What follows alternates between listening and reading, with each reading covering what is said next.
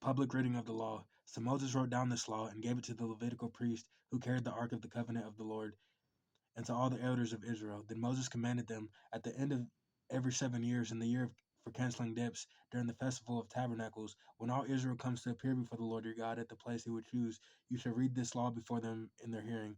Assemble the people, men, women, and children, and the foreigners residing in your towns, so they can listen and learn to fear the Lord your God and follow carefully all the words of his law. Their children who do not know this law must hear it and learn to fear the Lord your God as long as you live in the land you are crossing the Jordan to possess. Israel's rebellion predicted. The Lord said to Moses, "Now the day of your death is near. Call to Joshua and present to yourselves all at the tent of meeting, where I will commission him." So Moses and Joshua came and presented themselves at the tent of meeting. Then the Lord appeared at the tent of meeting in a pillar cloud, and the cloud stood over the entrance of the tent. And the Lord said to Moses, "You are going to rest with your ancestors, and these people will soon prostitute themselves to the foreign gods of the land they are entering. They will forsake me and break the covenant I made with them.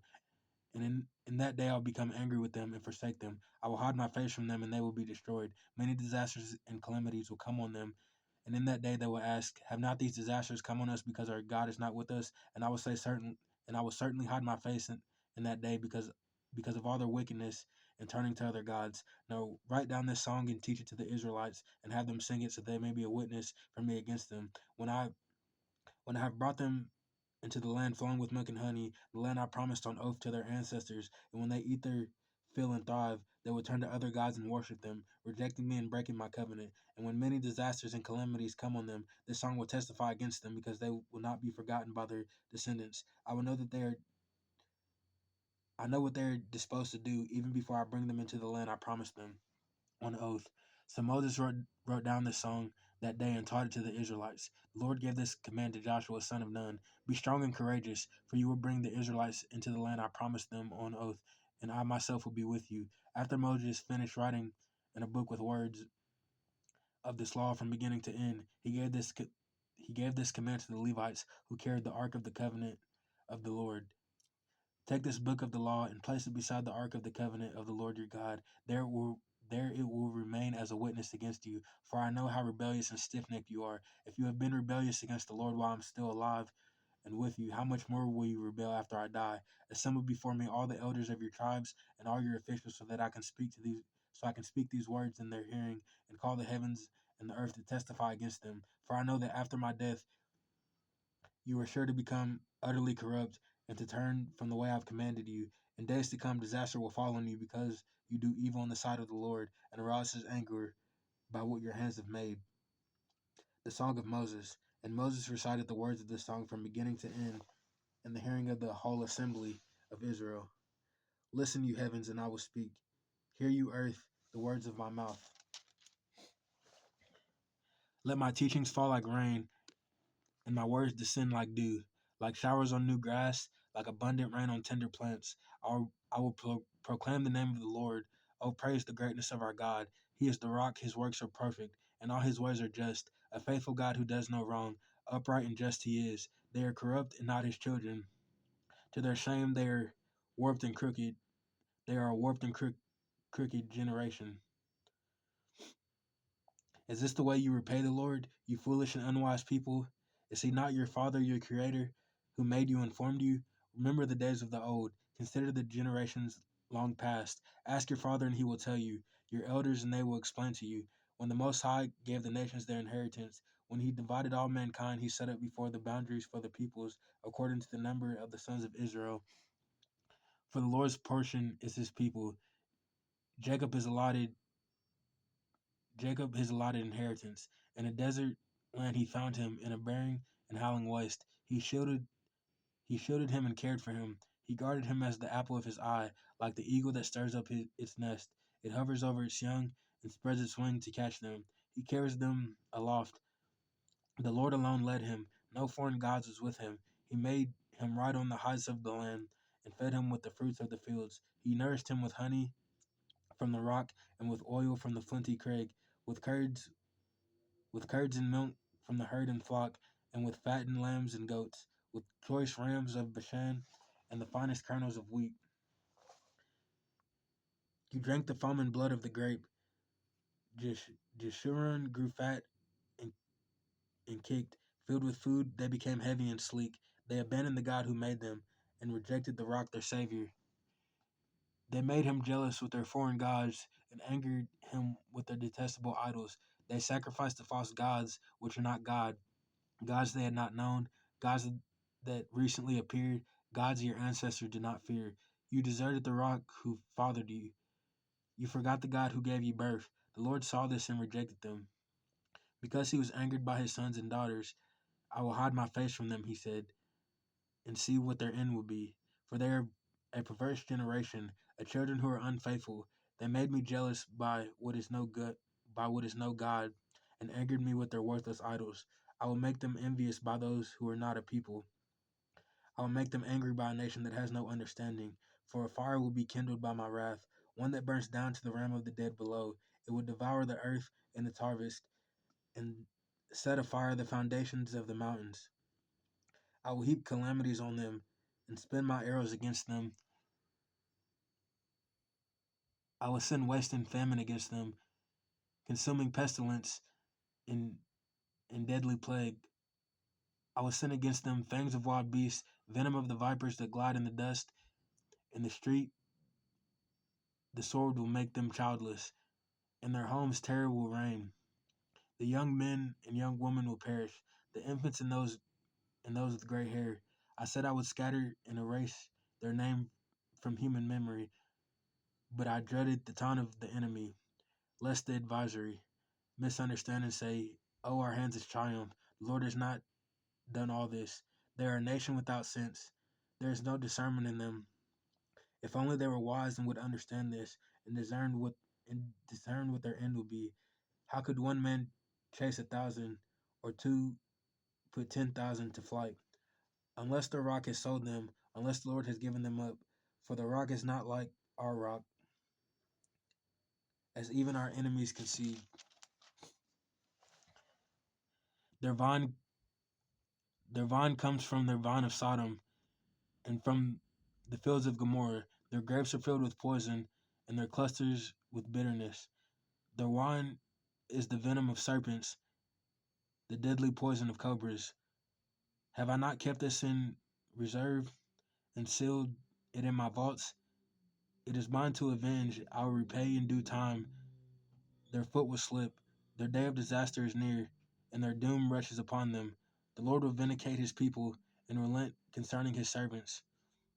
When he sees their strength is gone, and no one is left, slave or free, he will say, "Now where are their gods, the rock they took refuge in, the gods who ate the fat of their sacrifices and drank the wine of their drink offerings? Let them rise up to help you. Let them give you shelter.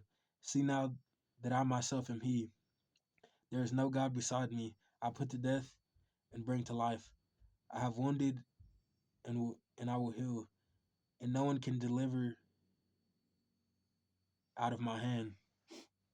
I will lift my hand to heaven and solemnly swear, as surely as I live forever, when I sharpen my flashing sword and hands grasp it in judgment, I will take vengeance on my adversaries and repay those who hate me. I will make my arrows drunk with blood, while my sword devours flesh, the blood of the slain and the captives, the heads of the enemy leaders.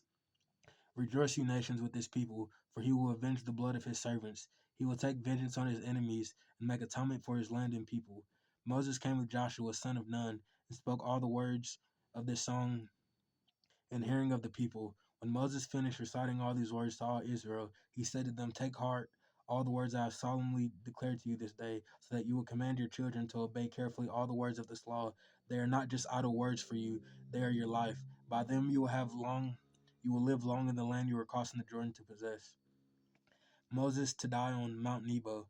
On, on that same day, the Lord told Moses, "Go up to Abram range to Mount Nebo in Moab, across from the Jericho, and view the Canaan, the land I am giving the Israelites as their own possession.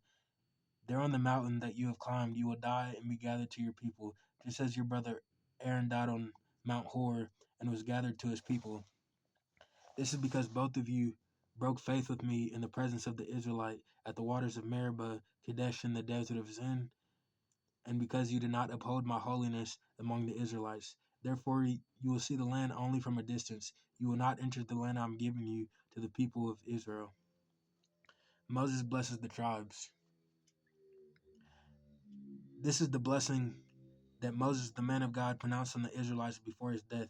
He said, "The Lord came from Sinai and dawned over them from Seir. He shone forth the mount from Mount Peram. He came with myriads of holy ones from the south, from his mountain slopes. Surely it is you who love the people. All the holy ones are in your hand. At your feet they all bow down, and from you receive instruction, the law that Moses gave us." The possession of the assembly of Jacob. He was the king over Jeshurun, were the leaders of the people assembled, along with the tribes of Israel. Let Reuben live and not die,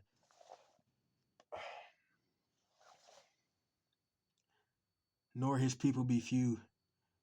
And this he said about Judah. Hear the Lord cry of Judah, bring him to his people. With his own hands he defends his cause. Oh, be his help against his foes. About Levi he said, your Thummim and Urim belong to your faithful servant. You tested him at Massah, and you considered with him at the waters of Meribah.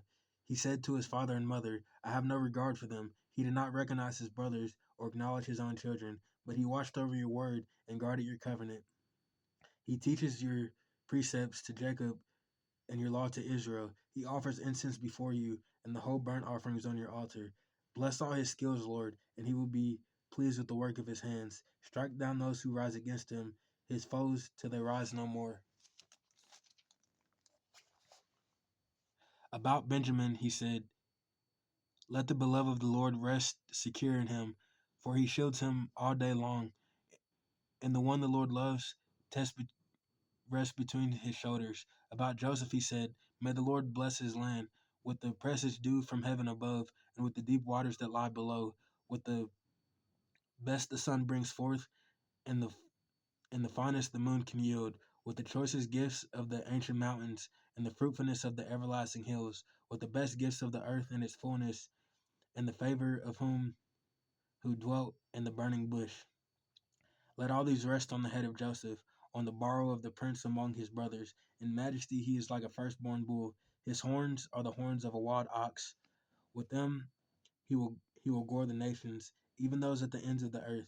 Such are the tens of thousands of Ephraim, such are the thousands of Manasseh. About Zebulun he said, rejoice, Zebulun, in your going out, and you, Issachar, in your tents. They will summon peoples to the mountain, and there offer the sacrifices of the righteous.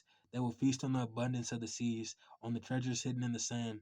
About Gad he said, blessed is he who enlarges Gad's domain. Gad lives there like a lion, tearing at arm or head. He chose the best land for himself. The leader's portion was kept for him. When the heads of the people assembled, he carried out the Lord's righteous will, his judgments concerning Israel. About Dan he said, Dan is a lion's cub, springing out of Bashan. About Naphtali he said, Naphtali is abounding with the favor of the Lord, and he is full of his blessing. He will inherit southward to the lake. About Asher he said, most blessed is the sons of Asher. Let him be favored by his brothers, and let him bathe his feet in oil. The bolts of your gates will be iron and bronze, and your strength will be equal, and your strength will equal your days. There is no one like the God of Jeshurun, who rides across the heavens to help you, and on the clouds in his majesty. The the eternal God is your refuge, and underneath are the everlasting arms. He will drive out your enemies before you, saying, destroy them. So Israel will live in safety. Jacob will dwell secure in the land of grain and new wine, where the heavens drop dew. Blessed are you, Israel, who is like you, a people saved by the Lord. He is your shield and helper, and your glorious sword. Your enemies will cower before you, and you will tread on their heights. The death of Moses. Then Moses climbed Mount Nebo from the plains of Moab to the top of Pisgah, across from Jericho. There the Lord showed him the whole land, from Gilead to Dan and all of Naphtali, the territory of Ephraim and Manasseh, and all the land of Judah as far as the Mediterranean Sea, the Negev, and the whole region from the valley of Jericho, the city of Psalms, as far as Zor. Then the Lord said to him, this is the land I promised on oath to Abraham, Isaac, and Jacob, when I said, I will give it to your descendants. I have let you see with your eyes, but you will not cross over into it. And Moses, the servant of the Lord, died there in Moab. As the Lord said, he buried him in Moab, in the valley opposite of Beth Peor. But to this day, no one knows where his grave is. Moses was 120 years old when he died, yet his eyes were not weak, nor his strength gone. The Israelites grieved for Moses in the plains of Moab 30 days, until the time of weeping and mourning was over. Now Joshua son of Nun was filled with the spirit of wisdom, because Moses had laid his hands on him. So the Israelites listened to him and did what the Lord had commanded Moses. Since then, no prophet has risen in Israel like Moses, whom the Lord knew face to face, who did all those signs and wonders the Lord sent him to do in Egypt, to Pharaoh and to all his officials and to his whole land. For no one has ever shown the mighty power or performed the awesome deeds that Moses did in the sight of all Israel.